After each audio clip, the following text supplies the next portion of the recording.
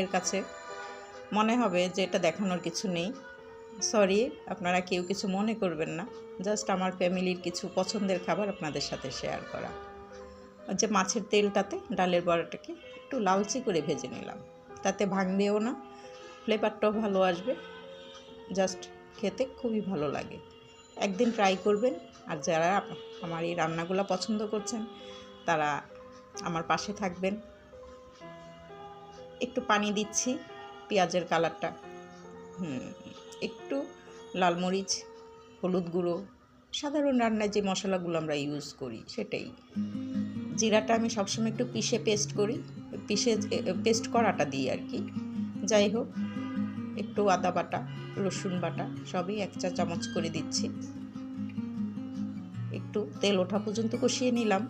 দেন কষানোটা খুব ভালো হলে রান্নাটা ভালো হয়, এতে খাবার